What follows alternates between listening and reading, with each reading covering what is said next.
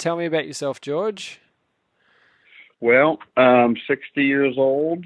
I own a real estate company, a mortgage company, a title company, so I'm pretty vested in real estate. Okay. Um, Own a bunch of rentals and things of that nature, and have for years. Like to do a lot of hunting and fishing, and hang around on the farm. To tell you the truth, we go down to Southern Ohio quite a bit, and I've made friends with a lot of people down there that we hunt on and fish on and such. And so, in my mind, I'm thinking that's a logical place to go, Okay. uh, down that way, and buy a farm and see if I can get it to pay for itself. Okay. So you're located in Ohio? Yes, uh-huh. I'm Yeah. in I'm in Dayton, Ohio, which is kind of southwest, and I spend a lot of my time southeast. Okay. Um, so it's hilly. It's if you bought a 100-acre farm down in that spot, you're probably farming 70 acres, Okay. because you've got a lot of ground that you can't get to Yep. with a machine, or just in hardwood. Yep. Yeah. Righto. But So I live on 2 acres. I live on 2 acres up here, and I started to build a chicken coop that kind of resembled something you could pull around in your yard. okay. Um, and it didn't turn out so well. It kept getting bigger and bigger to the point I can't move it. Not very easy. Okay. Right. So And are you looking at buying 100 acres or a farm or? yeah, yeah, I thought I would. Um, but my thoughts were, um, down in that area, Daniel. They're either a grain farmer, or they run cattle. Okay.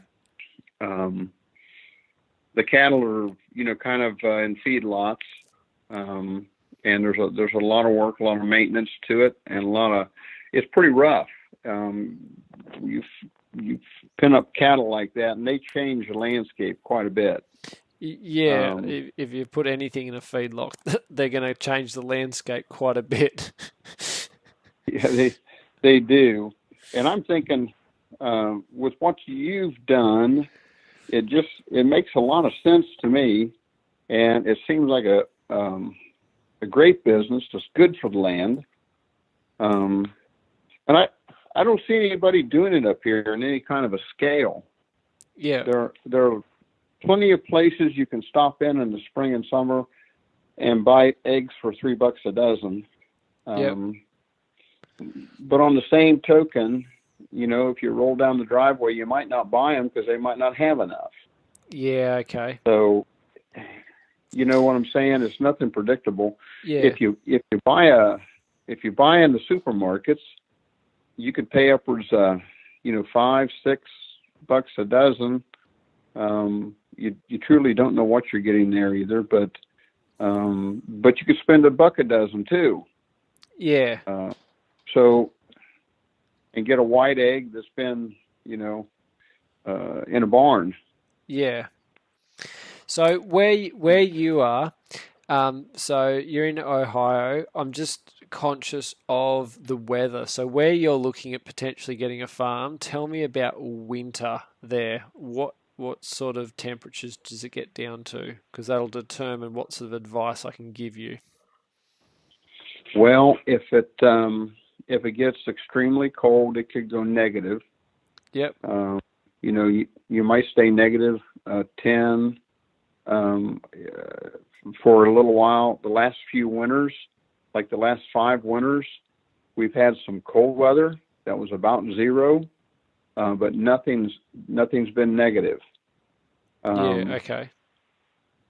it doesn't stay that cold that long. I mean, you might get a week of that at a stretch before you get a couple sunny warm days.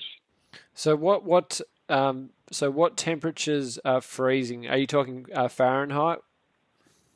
Yeah, Fahrenheit. Yeah, So what temperature in Fahrenheit is freezing? Just to remind me. 32, 30. 32. Okay, so it's 32, and it doesn't.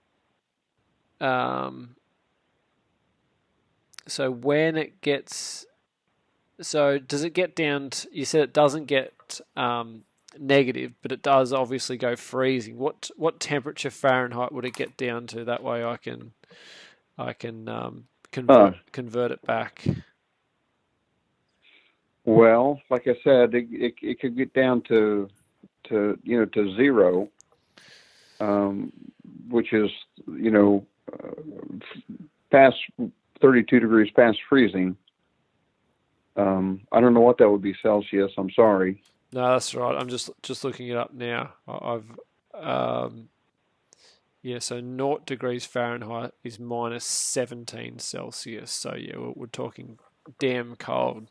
That's what we'd say in Australia. Yeah, so Yeah, I have consulted to some farms up your way. I'm trying to, I don't know what where it was, but near Niagara Falls actually. Got a client up near there, yeah, and others. I forget all the states. Up near, I think up near Montana or North Oregon. Oregon. But yeah. anyway, so They, but basically, this is where it's at. I'm not an expert of farming chickens in your climate. I'll tell you that now. In winter, you're going to, like, if you use something like a chicken caravan, in winter you're going to want to put that in a high house, greenhouse, polytunnel. Is that what you call them? Like your big long yeah, greenhouses? Yeah. So a lot of the farmers up uh-huh, your way, they would use the polytunnels and such. So because you don't want to, um, like, I've got clients. I think it's crazy because I never grew up in that climate, but they'll collect their eggs so many times a day, like in in different systems, yeah, because like they'll freeze. Like I never experienced yeah, eggs freezing. So anywhere where it's below freezing, like if it's just 1 or 2 degrees below freezing for just at night, that's fine. And we've got temperatures like that in Australia. That's all good. If it starts going quite a bit below freezing, you're going to need those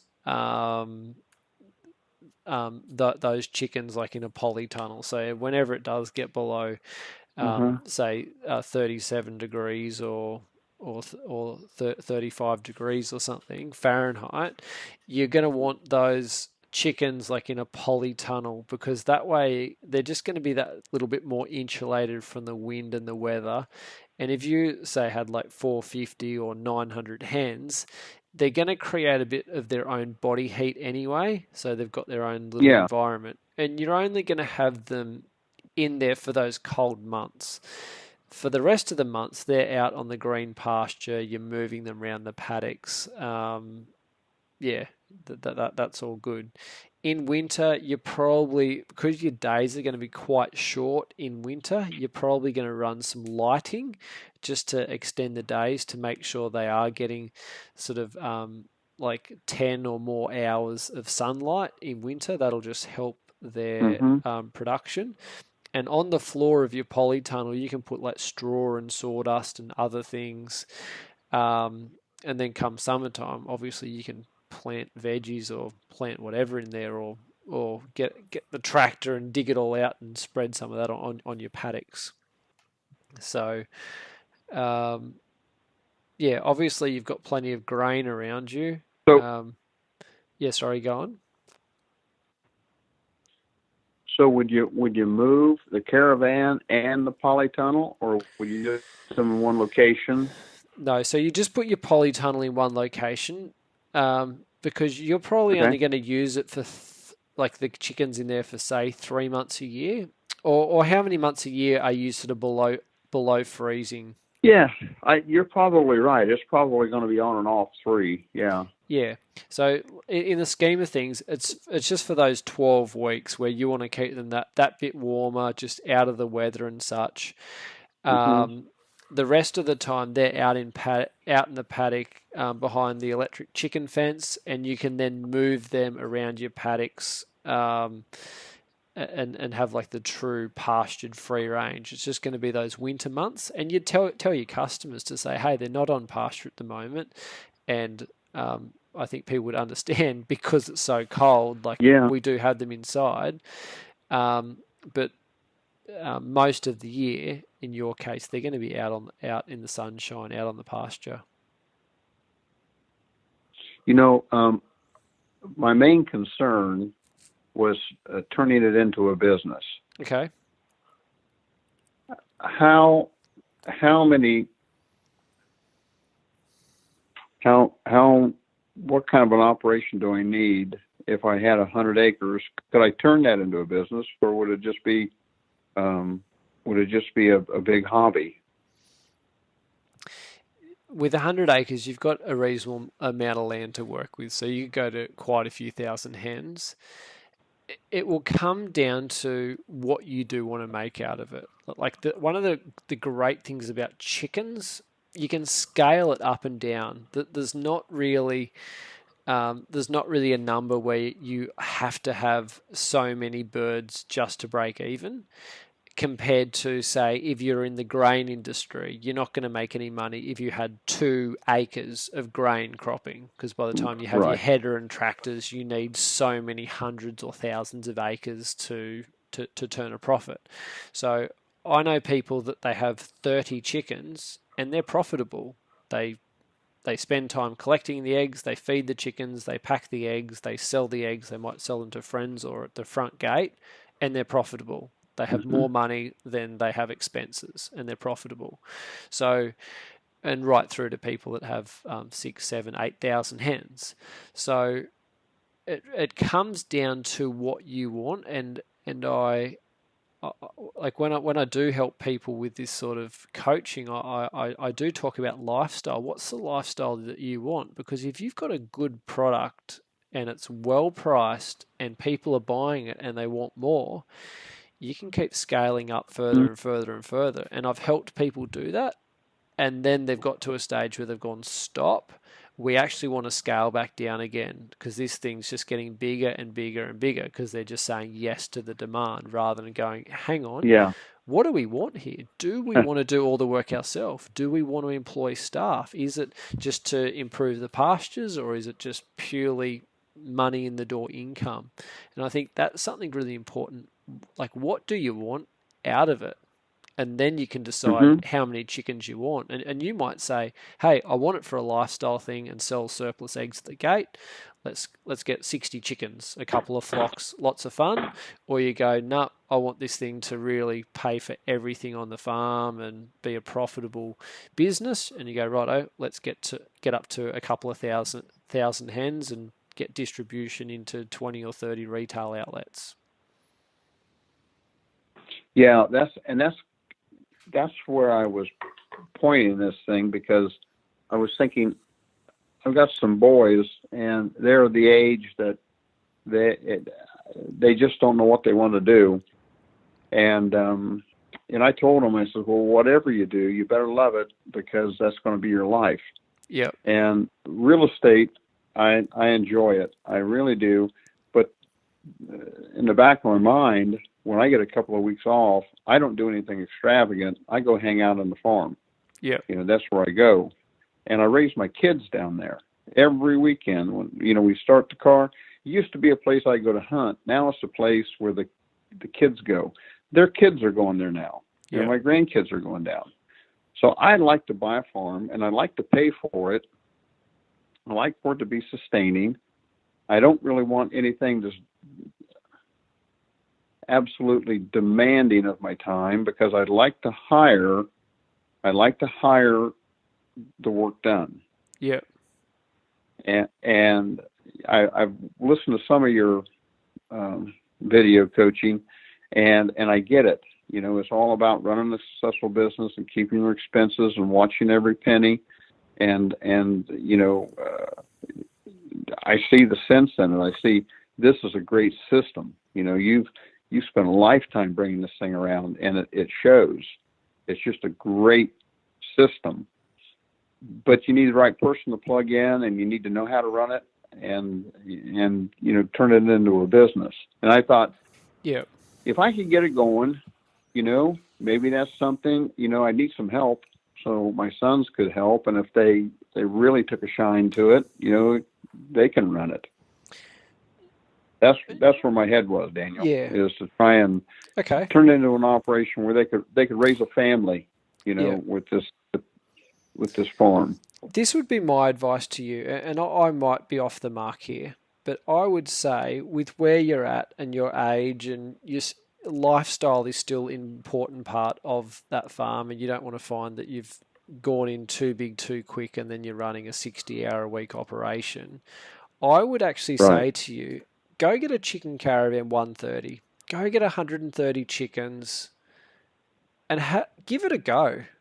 But keep you're still you're at a number that's small enough to manage, small enough to have a bit of fun, but still large enough to sell some eggs. Like you're going to have more eggs than what you're going to eat, and just see how you Mm. go. See how you warm to the idea. See how your boys warm to the idea, because in 12 months from now, if you decide, hang on, it's actually not for me. I actually want to have it more of a lifestyle farm, not as a working farm. I still want to do more hunting and fishing.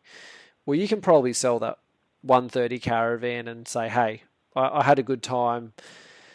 Yeah. But Yeah. if you, I just feel with where you're at, and like as you said, you're 60 years old. If you go all in and go, right, 4 caravan, 450s, put up all your polytunnels and you set all up and branding, distribution, egg grading machine, and you've got packaging coming in, you're starting to employ some people. I think you, by the sound of you, you'd probably have fun, but you'd get about 9, 10 months in, and it could go either way. You could go, great, we're setting up the systems, this thing's ticking along, or it could go the other way to go, hang on, do I actually Hmm. want this? Rather than it being a relaxing farm where I sit down and I look over the pasture, I'm looking at all these people working. Oh yeah, and I better tell Jimmy to do this, and I better call up Fred, and Yeah. where's Yeah. everything up to? And I, I, I don't know.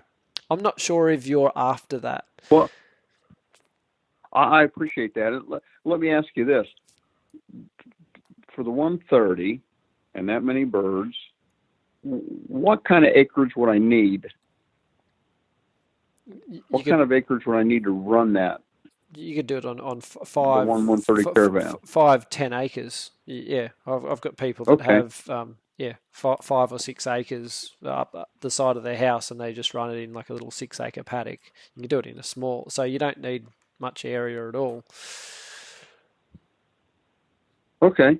That that actually makes sense because I live on 2 acres, Okay. and I've got neighbors behind me that I think would rent 6 or 7 acres to me, Okay. Yeah. especially when it's improving their property, Yep. and that'd be very comfortable, Okay. and that'd be very enjoyable, and I could decide. The only variable in that whole thing is how do you market your eggs? How do you find that market? How do you sell eggs for 450 when everybody else has got to sign up for 3? Now I'm sure they're not pastured chickens. I'm sure they're just free ranging. Transparency. Exactly what you said when you said the other people are selling it for 350 or whatever, and you said they're probably not past you. When you say probably not, it means you don't know. If they had Yeah, transparency to say this is who we are, this is what we farm, and here are pictures of the chickens, people love that. And I've found that whether it's in Europe, whether it's in America, Canada, New Zealand, Australia, people love transparency. What am I buying? How was it created? Who's it coming from? You look at the biggest companies on the planet now, we know the CEOs. It's like Tesla, it's Elon Musk, and Apple. It was Steve Jobs. They want to know the person yeah, behind it. Where you go back 40 years ago, it was just a brand name of some telecommunications yeah, company, and we sort of accepted that. Now we're like, who, where, what, how? Tell us more. That's gonna be how you market your eggs. You may do a Facebook or an Instagram page, and you have photos, and you tell the story, and you can tell the story to say, my name's George. I'm 60 years old. I've got these 130 chickens on these 6 acres, and this is what I'm doing, and this is why I'm doing it. Um, And you'll probably find in your neighborhood with that many chickens, like the word will get around. Like Mm-hmm. 130 chickens, that's going to be, just trying to work that out. You're going to say, let's say you're going to have like a 100 eggs a day. Um, divide 12. So you're going to have 8 dozen eggs a day. So that's 8 dozen eggs, 7 or 8 dozen eggs a day to sell. You're not talking about a huge operation. When Right. a lot of people are going to buy off you week in, week out. So you're going to have 25, 30 people that are going to buy 1 or 2 dozen um, a week from you, and your eggs are all sold. And in some cases, you may get like a retail shop. But with that number of birds, I'd probably sell them direct. Like, I don't know if you're on a main road or a busy road, but if you did a sign up, eggs for sale, and then, but you're a Mm-hmm. bit different to everyone else. You got some brand new cartons and you got like a nice label on the top, and you had a few printed photos like inside the egg carton. So when they open up the eggs and they look at the 12 eggs, there's a nice little flyer on top and say, hey, my name's George, and here's some actual photos of the chickens, and here's how long I've had them and what I Mm-hmm. feed them. They go, these are different. There's something different about these. And if they're actually on grass and on pasture, they're going to taste different to everything else on the market. Mm-hmm. Yeah. Super. The other option you could do, like if you're on 2.5 acres, and I know with the calls sort of gone from 100 acres down to the your 2.5, maybe renting 6. Mm-hmm. If you're looking at our product, we do a Chicken Caravan 30. Hey, you could get that and you put 20, 30 hens in that. Like, meaning I saw that. you can start small and give it a go. And I don't know if you saw the video, it's up on our Facebook page. Sean, I think he's from Colorado. He's a commercial airline pilot. He's got a Chicken Caravan 30. Like, he flies out to Sydney. I caught up with him when he was in Sydney. But he's wanting to do something like on a few more acres down the track. But he's got the 30, just giving it a go, just sort of learning the ropes and that, and seeing if he enjoys it. Because as I said, I don't want to be the guy that convinces you to go get 4 Chicken Caravan Yeah. 450s, and a year later you go, no, I made the wrong decision. I'd rather say, hey, go get 30 chickens. If you love it, go expand. But if you don't love it, I'd rather you have your lifestyle at the end of the day and say, hey, let's Yeah. just stick with 30 chickens. It's great for the kids, the grandkids. I got my fresh eggs and I sell a few to the neighbors, and that might hit your goal. But then you're going to know, and then you go, hey, nah, I still want to do the 100 acres. I still want to go get a couple of thousand birds and make some serious cash. You're going to be a bit further down the track because you know what it's like just to put 12 eggs in a carton and close the lid on small numbers before you have to do it with 1,000 eggs a day. Mm-hmm. So yeah, Yeah. and that's Yeah. that's just my observation. Like if you rung me up and said, "Hey, I'm 25 years of age and I want to do something big and I've got the land and let's just go all out," and I helped someone last week like that. They said, "Yep, we want to get up to 4,000 birds pretty quick. We've got some land." I was obviously putting together a different game plan for them. Sure, I understand. Yeah. I hate to admit it, but I understand. Yep. Okay. So yeah. Uh, well, very good. Hey, Daniel, I really appreciate your product. I know that you kind of raised yourself up in this business, and uh, my hat's off to you. And I really appreciate the time that you spent with me this evening. I just really do. And you got a friend in Ohio, and I'll give her a conversation a lot of thought Yep. and see which way I want to go with it. Excellent. Thank you.